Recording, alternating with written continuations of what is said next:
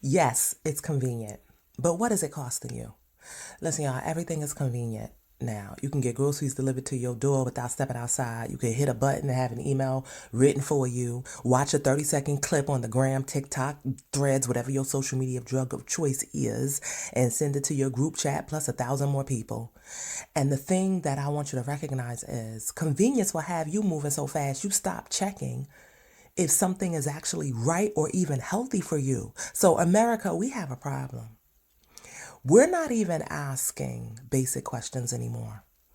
We're not slowing down to even ask, is this true or is it the full story? Or I'm just reacting to someone who sounds confident, yet not credible because you don't know this person or where they got the information from. And here's the part we don't talk enough about. The more convenient things become, the less we pause.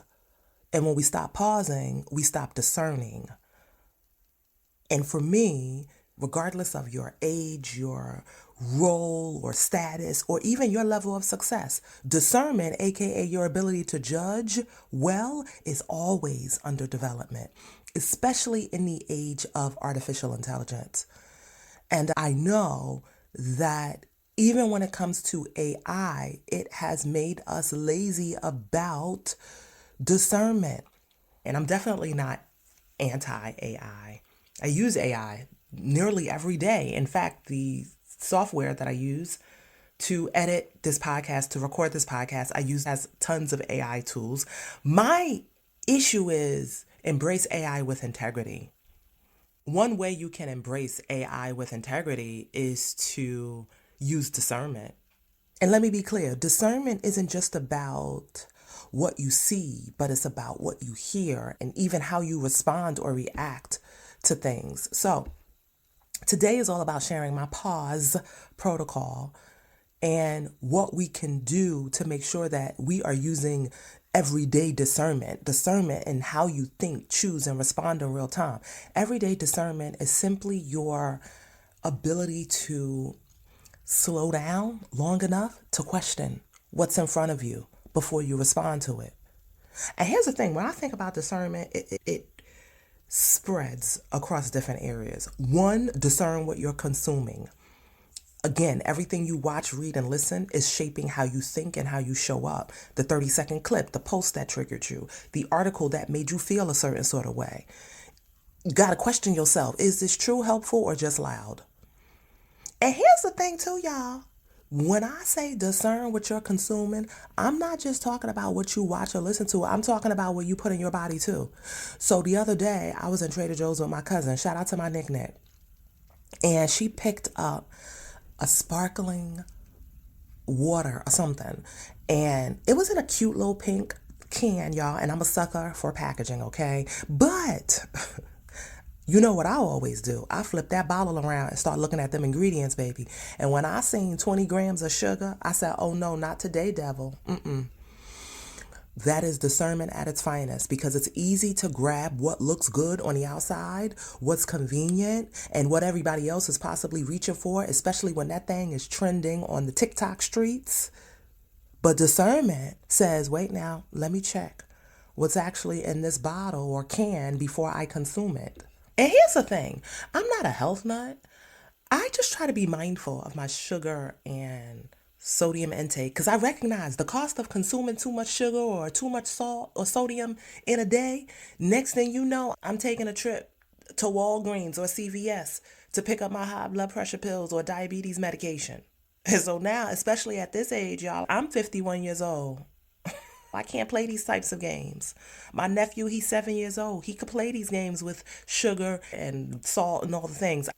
So, anywho, we need that same energy in how we consume information and the decisions that we make. Because before you take in that advice or share that post or react to that message, flip it around. Check the label, check the source. Is this helpful or does the person just sound real confident? Everything that's easy to consume isn't always good for you. And something else too, we have to discern what you're feeling. I always say this, just because you feel it doesn't mean you need to follow it. So sometimes you feel rushed and then you make a decision. But I even have to ask myself, Candida, what are you rushing for? Like, who said this was a deadline? This is self-imposed, girl. Slow down. Calm down. You often feel triggered and then you fire off some sort of reaction. And next thing you know, you're doing the walk of shame and regret because you done said something that you really can't take back. You often feel pressured to do something or, help someone. And then you say yes too fast. And the next thing you know, you question your life decisions. But if we stop or pause to discern what you're feeling, we can make a well-informed decision about how we really want to show up in that specific situation. And on top of that, it comes down to also discerning what you're telling yourself. This is where most of us lose it in our heads based on the story we're telling ourselves about a person or a situation. You're telling yourself you need to respond right now, but do you really? Do you need to really, really respond to that text right away? Or could you let yourself marinate to the next day when you can choose a healthy and productive response? And just even asking, what's the story I'm telling myself? And is that actually true? Is it an assumption? Could help you slow down that train a bit.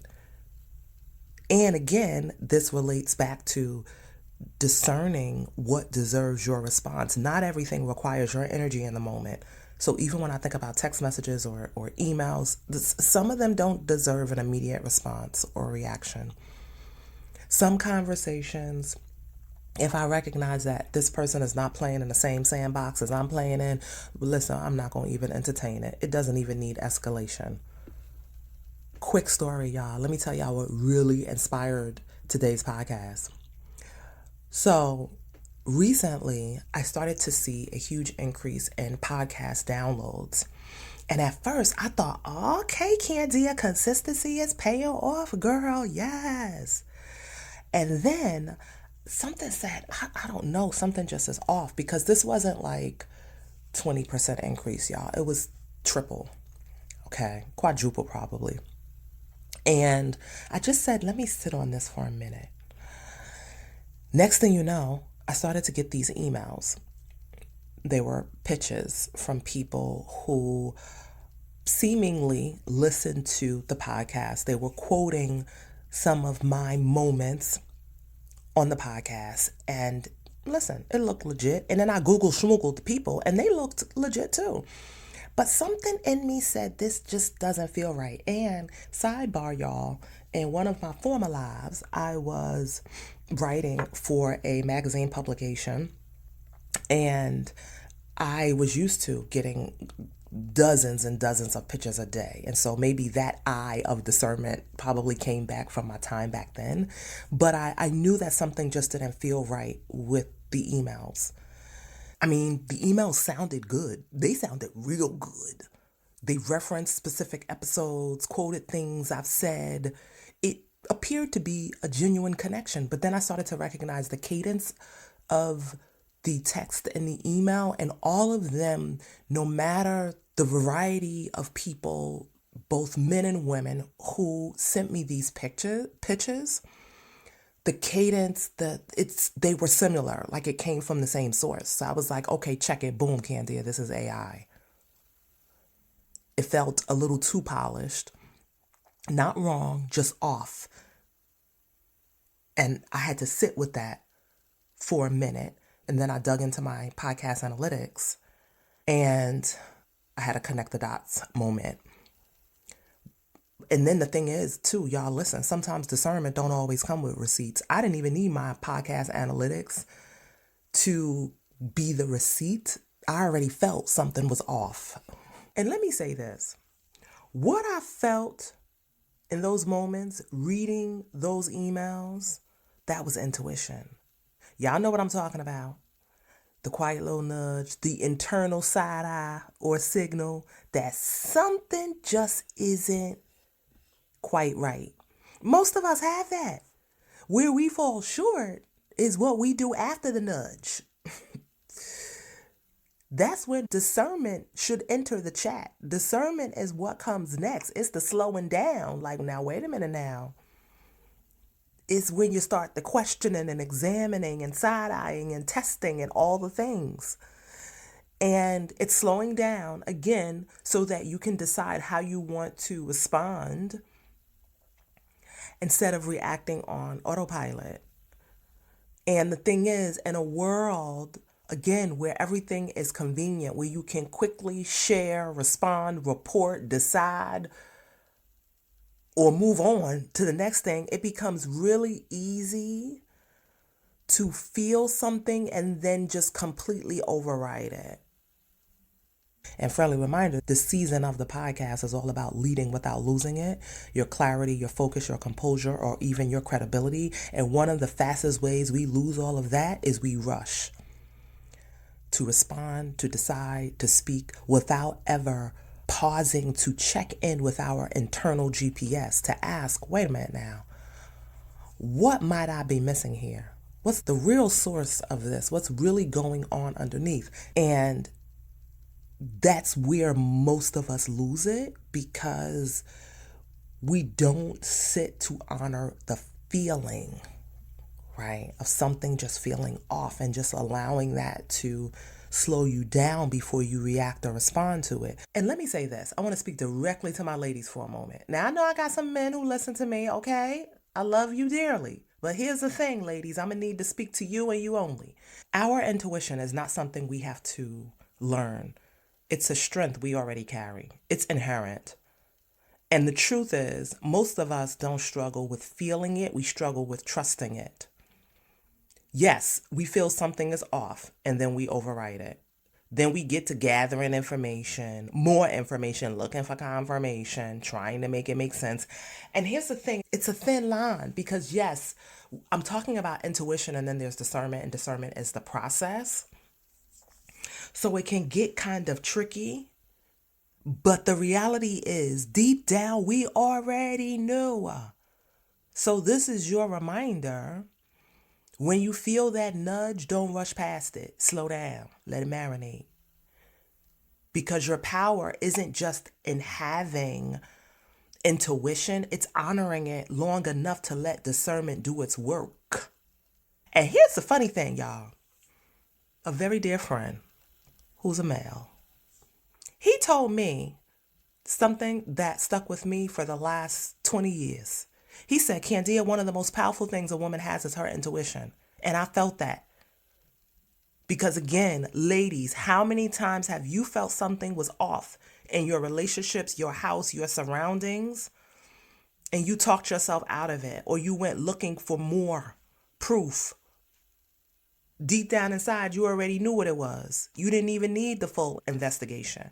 You just needed to trust what you felt and then slow down long enough to process it. And hey, listen, you're not alone. As I'm talking to you, I'm talking to me right now.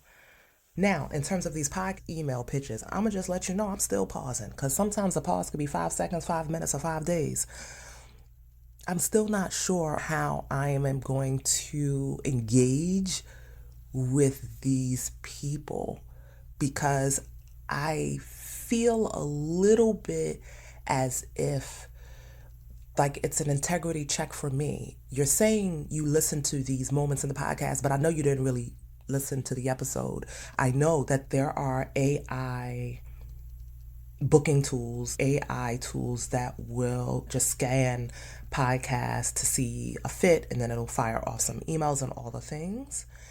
And on the one hand, that's a good thing for me because at least the podcast is coming up as a legitimate source. But on the other hand, it's an integrity check because you're saying you're listening to something that chances are you just didn't really listen, but yet you're saying you did.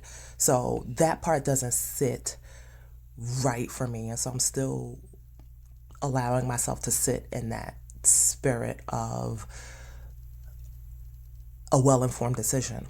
Because not everything that looks like an opportunity is actually for you. Not everyone that sounds confident is credible. So for me, I am recognizing that in the age of convenience, particularly with AI at our fingertips, it makes it very easy to override our own instincts.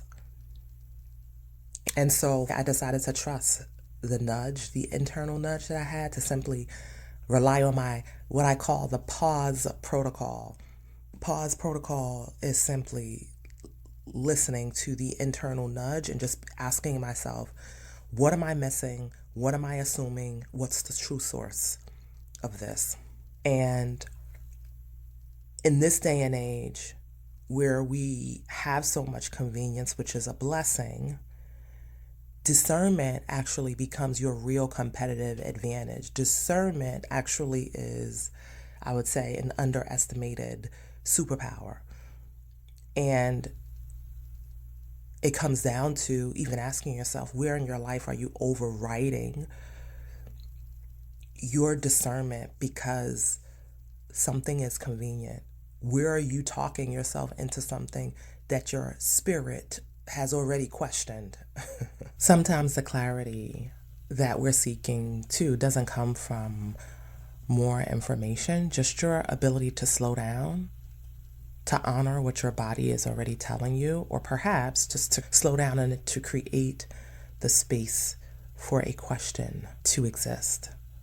So, one of your most underestimated superpowers right now is your discernment. Activate it daily. Talk soon, y'all.